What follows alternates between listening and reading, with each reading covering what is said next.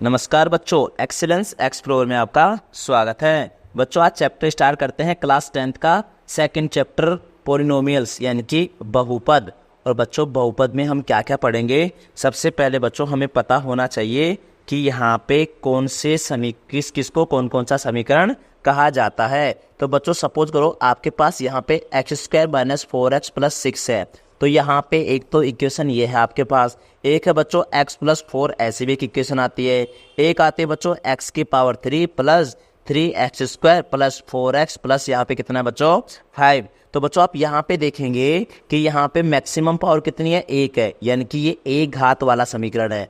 और बच्चों आप यहाँ देखोगे तो मैक्सिमम कितनी घात है, यहाँ पे 2 घात है, और यहाँ पे कितनी घात है बच्चों 3 घात है। तो इसका मतलब यहाँ पे ओनली सिंगल पावर है, यहाँ पे 2 पावर है, और यहाँ पे कितनी पावर है 3 पावर है। और बच्चों जिस इक्वेशन के अंदर एक पावर होती है मैक्सिमम, उसे हम कहते हैं रेखिक समीकरण। कौन सा समीकरण बच्चों, रेखिक समीकरण यानी कि लीनियर इक्वेशन। तो लीनियर इक्वेशन किसे कहते हैं, जिसमें मैक्सिमम पावर कितनी हो, 1 हो। अब बच्चों आपने यहाँ पे इस इक्वेशन को देखोगे तो यहाँ पे पावर कितनी घात वाला है, ये 2 घात वाला है, और 2 घात को हम कहते हैं बच्चों द्विघात समीकरण है। कौन सा समीकरण, द्विघात समीकरण, इंग्लिश में कहते हैं क्वाड्रेटिक इक्वेशन। कौन सी इक्वेशन बच्चों, क्वाड्रेटिक इक्वेशन। और यहाँ पे देखोगे बच्चों तो ये कितनी घात वाला समीकरण है, 3 घात वाला।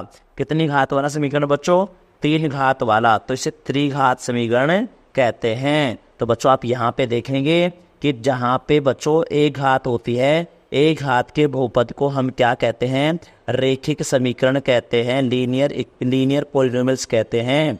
और जो द्विघात होता है उसे क्वाड्रेटिक इक्वेशन कहते हैं, और जिसमें मैक्सिमम पावर कितनी हो, 3 हो, उसे क्या कहते हैं, त्रिघात समीकरण। इंग्लिश में कहते हैं बच्चों इसे क्यूबिक इक्वेशन। क्या कहते हैं, क्यूबिक इक्वेशन। तो आपको पता चल गया होगा कि द्विघात समीकरण किसे कहते हैं, जिसमें मैक्सिमम पावर कितनी हो बच्चों, 2 हो। कितनी हो, 2। तो मैक्सिमम पावर अगर आपके पास 2 है तो उसे हम क्या कहेंगे, द्विघात समीकरण। और मैक्सिमम पावर कितने बच्चों, यहाँ पे 1, तो उसे हम कहेंगे, यानी कि क्या कहेंगे उसे हम, रेखिक समीकरण। और रेखिक समीकरण का मतलब होता है बच्चों यहाँ पे लीनियर इक्वेशन। क्या कहते हैं बच्चों इसे, लीनियर इक्वेशन कहते हैं। मैक्सिमम पावर 2 है तो उसे क्वाड्रेटिक इक्वेशन कहते हैं। एक हमने बच्चों 9th क्लास में पढ़ा था, यहाँ पे शून्य किसे कहते हैं, शून्य हम कैसे निकालते हैं। तो बच्चों अगर सपोज करो कि मैंने कहा कि x² + 4x + 5 है, और इसमें हमें क्या पुट करना है, मैंने कहा कि x बराबर, ये जो इसमें क्या है, इसका एक शून्य क्या है, x बराबर 1 इसका शून्यक है, यानी कि या ऐसा बोल सकते हो इसका शून्य क्या है, 1, यानी कि x - 1 इसका शून्यक है। तो यहाँ पे बच्चों हमें 1 रखना पड़ेगा। अगर 1 रखने के बाद अगर इसकी वैल्यू 0 आती है तो वो उसका शून्यक होगा, अगर 0 वैल्यू नहीं आती है तो उसका शून्यक नहीं होगा। तो बच्चों हम चैप्टर सेकंड का एक स्टार्ट करते हैं 2.1। और 2.1 में बच्चों आपको सिर्फ आसानी से बताना है क्या, कि किसी बहुपद में, किसी बहुपद px के लिए y = क्या है बच्चों, यहाँ पे px का ग्राफ दिया गया है, और यहाँ पे प्रत्येक स्थिति में px के शून्यकों की संख्या ज्ञात करो। तो बच्चों आपको यहाँ पे क्या दिया जाएगा, ग्राफ दिया जाएगा, और इस ग्राफ के अंदर आपको बताना पड़ेगा कि यहाँ पे इसके शून्यक कितने हैं। तो बच्चों आपको पता होना चाहिए कौन सा एक्सिस होता है, एक्स एक्सिस होता है, ये कौन सा एक्सिस होता है, ये वाई एक्सिस होता है बच्चों। और बच्चों इसने पूछा है कि p(x) के शून्यक ज्ञात करो, px के शून्यक ज्ञात करो। तो बच्चों px के शून्यक ग्राफ के द्वारा कैसे मेजर किए जाते हैं बच्चों, तो आपको ये देखना है कि जो ग्राफ बन रहा है ना बच्चों, ये ग्राफ इस एक्स एक्सिस को कहाँ पे कितनी बार टच कर रहा है, और जितनी बार टच करेगा या उसको क्रॉस या इंटरसेक्ट करेगा, वही उसके क्या कहलाएंगे, उतने ही उसके क्या कहलाएंगे, शून्यक। तो बच्चों ये ग्राफ देखोगे तो ये क्या एक्स एक्सिस को टच कर रहा है क्या, नहीं, तो इसके शून्यक कितने हो जाएंगे बच्चों, ये कितना हो जाएगा, 0। इसके शून्य कितने बच्चों, 0 है। अब बात करते हैं बच्चों क्वेश्चन नंबर 2 के अंदर। क्वेश्चन 2 तुम्हारा क्या कह रहा है बच्चों, ये एक ग्राफ बना रखा है उसने, और ग्राफ में इसने क्या कर रखा है, ऐसे कर रखा है। आपको पता है कि ये कौन सा एक्सिस है, x है, और ये कौन सा एक्सिस है, y। आप देखोगे कि ग्राफ यहाँ पे एक बार कट किया, यहाँ पे सेकंड बार यहाँ पे y को कर रहा है। हमने कहा था सिर्फ x एक्सिस को काटना चाहिए, तो बच्चों ये ग्राफ सिर्फ x एक्सिस को कितनी बार कट कर रहा है? एक बार। तो यहाँ पे जो जीरोज होंगे यानी कि जो इसके शून्यक होंगे वो कितने होंगे? एक ही होगा। तो इसके शून्य कितने होंगे बच्चों? एक शून्यक होगा। अब बात करते हैं क्वेश्चन नंबर 3 की, और क्वेश्चन नंबर 3 में देखोगे बच्चों, क्वेश्चन नंबर 3 कह रहा है, और इस एक ग्राफ बना रखा है उसने, और ग्राफ बनाने में इसने डायग्राम इसका ऐसा है, और ये कौन सा एक्सिस है बच्चों? इसका एक्स एक्सिस है, और ये कौन सा एक्सिस है? इसका वाई एक्सिस है। आप देखेंगे कि ग्राफ एक तो यहाँ पे कट कर रहा है, एक यहाँ पे कट कर रहा है एक्स एक्सिस को, एक यहाँ पे कट कर रहा है। तो बच्चों ये ग्राफ एक्स एक्सिस को कितनी जगह कट कर रहा है? 3 जगह कट कर रहा है। तो यहाँ पे इसके शून्य कितने हो जाएंगे बच्चों? यहाँ पे 3 शून्यक हैं। तो बच्चों आपको पता चल रहा है कि जीरोज कैसे निकाले जाते हैं, ग्राफ के अंदर शून्य कैसे निकाले जाते हैं। एक ग्राफ आता है बच्चों यहाँ पे, ये सिंपल ग्राफ है, और इस सिंपल ग्राफ में इसको इसने ये ग्राफ बना रखा है, और ये कौन सा एक्सिस है बच्चों? एक्स एक्सिस, और ये कौन सा एक्सिस है आपका? Y axis. अब आप देखेंगे कि एक्स एक्सिस को इस ग्राफ ने कितनी बार कट कर रखा है? तो एक बार, और एक यहाँ पे 2 बार। तो इसके शून्य कितने हो जाएंगे बच्चों? यहाँ पे 2, और शून्य को इंग्लिश में क्या कहते हैं बच्चों? जीरोज। तो इसके जीरोज कितने हैं बच्चों? यहाँ पे 2 जीरोज है, यानी कि 2 जीरोज है। अगला क्वेश्चन आता है बच्चों यहाँ पे, और एक और ग्राफ दे रखा है, और इस ग्राफ का आप देखेंगे कि इसके अंदर कितने जीरोज हैं। तो यहाँ पे ये कौन सा एक्सिस है बच्चों? एक्स एक्सिस है, और ये कौन सा एक्सिस है बच्चों? वाई एक्सिस है। तो बच्चों आप देखोगे यहाँ पे, तो एक बार कट यहाँ किया, एक बार कट यहाँ किया, एक बार कट यहाँ किया, एक बार कट यहाँ किया। तो इसने एक्स एक्सिस को कितनी बार कट किया है? 4। तो यहाँ पे शून्य के कितने हो जाएंगे? पी ऑफ एक्स के कितने हो जाएंगे? 4। ये भी ध्यान रखना बच्चों, इसने पूछा था कि पी एक्स के शून्यकों की ज्ञात करो। तो जैसे ही पी एक्स का नाम है, इसका मतलब एक्स एक्सिस को ये ग्राफ कितनी बार कट कर रहा है। तो ये चीज ध्यान रखना बच्चों। इसका लास्ट और फाइनल क्वेश्चन है 2.1 का, और इसमें बच्चों आप देखोगे तो ये भी बहुत आसान सा सवाल है। इसमें मैंने कहा था कि एक्स एक्सिस को या तो कट करे या टच करे, वो सारे के सारे क्या कहलाते हैं? शून्य कहलाते हैं। तो एक बार यहाँ पे टच किया है इसने, एक, और एक यहाँ पे टच किया है, 2 हो गए बच्चों। यहाँ पे एक यहाँ पे इसने इंटरसेक्ट किया है, यानी कि प्रतिच्छेदित कर दिया। तो बच्चों यहाँ पे शून्य के कितने हैं? यहाँ पे 3 हैं। कितने शून्य के हैं? 3।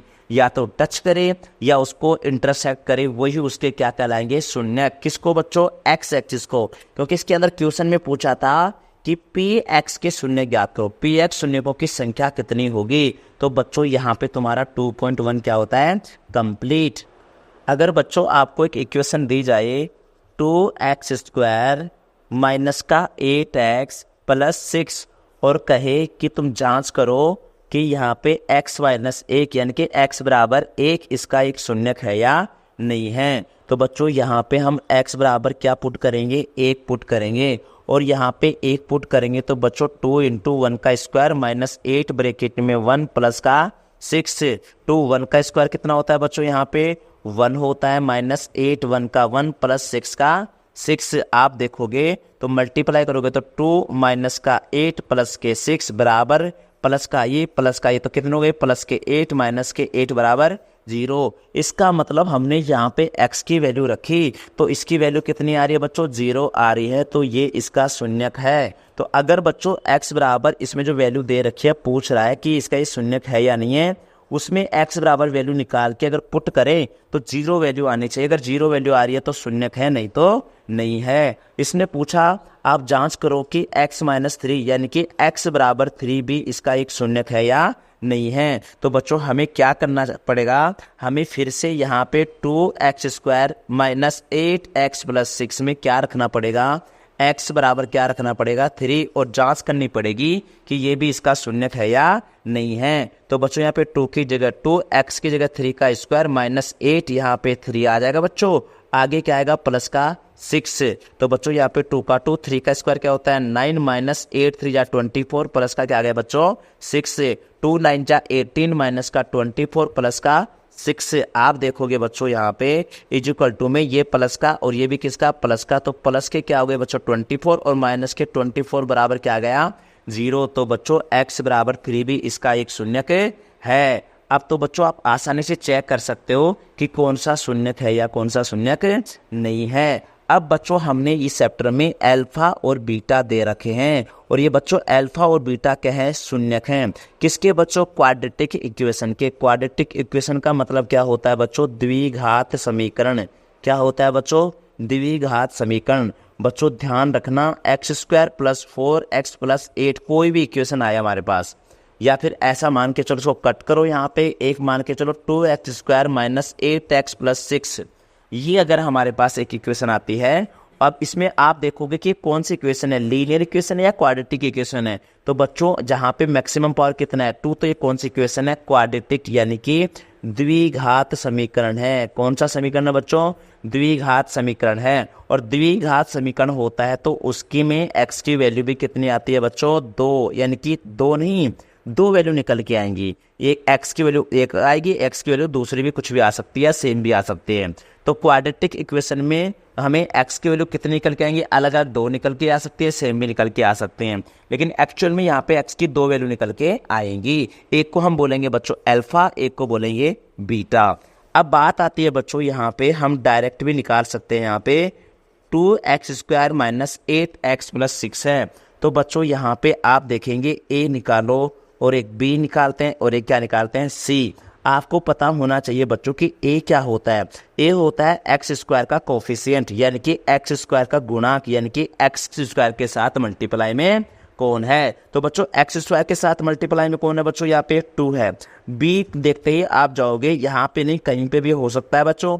b होता है x का कोफिशिएंट, यानी कि x के साथ गुणांक। x का गुणांक क्या है, तो यहाँ पे x का गुणांक कौन है बच्चों, -8, और c कौन होता है, जो अकेला होता है, यानी कि +6। तो बच्चों ध्यान रखना, a b से निकालना आपको आ चुका है। a कौन होता है, जो x² का कोफिशिएंट यानी कि मल्टीप्लायर होता है, गुणांक होता है।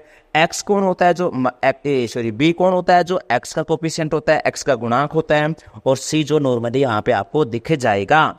अगर बच्चों आपके पास कोई इक्वेशन ऐसी आ जाए जैसे कि 2x² - 8 = 0, तो आप देखोगे कि क्वाड्रेटिक इक्वेशन है या नहीं। तो आप देखते ही बता सकते हो बच्चों ये क्वाड्रेटिक इक्वेशन तो है, क्योंकि मैक्सिमम पावर कितनी है, 2 है। अब हमें यहाँ पे a b से निकालना पड़ेगा। तो बच्चों a क्या होता है, जो x² के साथ क्या होता है, गुणा में होता है। तो x² के साथ गुणा में कौन है बच्चों, यहाँ पे 2 है। b कौन होता है बच्चों, x के साथ, यहाँ पे x आसपास कहीं पे भी तुम्हें दिखाई नहीं दे रहा, तो क्या हो जाएगा बच्चों, 0। और c कितना हो जाएगा बच्चों, यहाँ पे -8। तो बच्चों आपने क्या सीखा, a b और c निकालना। अब बच्चों एक आगे एक और क्वेश्चन आता है, सिंपली आता है वैसे।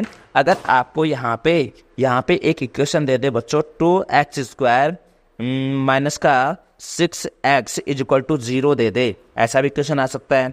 तो बच्चों यहाँ पे a क्या होता है, x² के साथ मल्टीप्लाई में होता है वो। b कौन होता है, जो x के साथ मल्टीप्लाई में होता है। c यहाँ पे क्या हो जाएगा बच्चों, 0 हो जाएगा।